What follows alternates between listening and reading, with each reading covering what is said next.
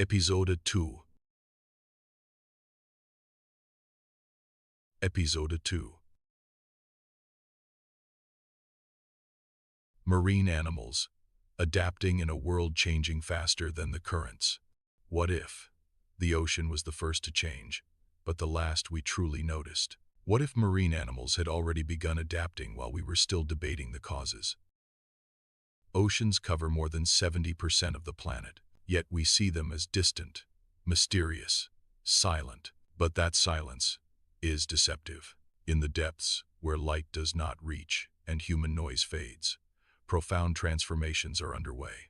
Not explosions, not sudden disasters, but gradual changes difficult to stop. Water temperatures are rising, acidity levels are shifting, currents are becoming unstable. For marine life, these are not numbers in scientific reports. They are questions of survival. Fish species once tied to specific depths are on the move, downward or northward, searching for colder waters, searching for lost balance. This movement is not random.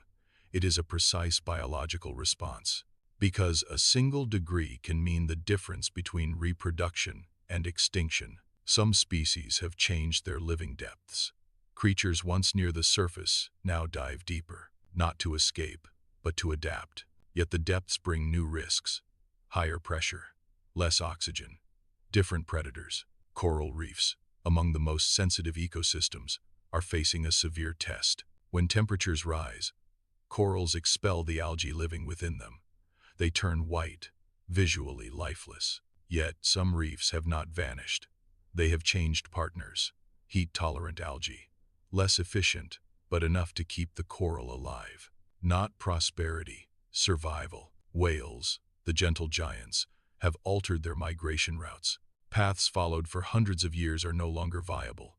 Food sources have shifted. Currents have changed. Whales follow food, not memory. Even their voices are changing. Ship noise forces them to raise frequencies.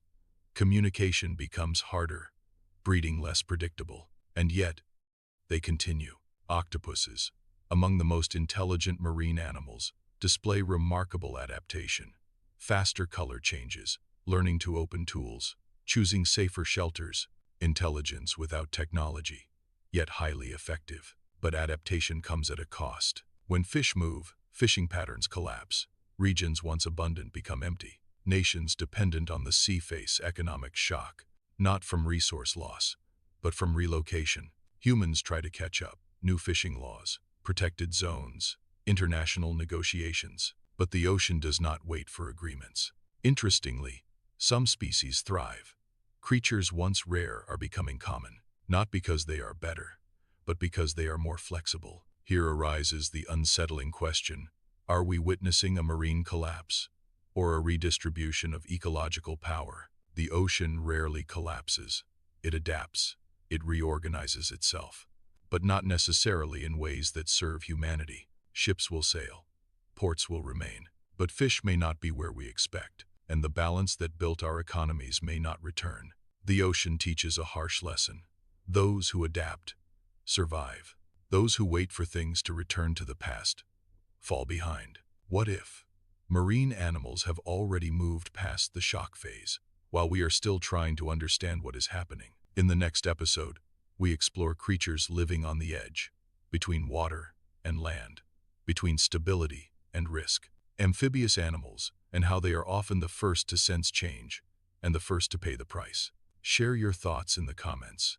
Do you think the ocean is changing faster than we realize?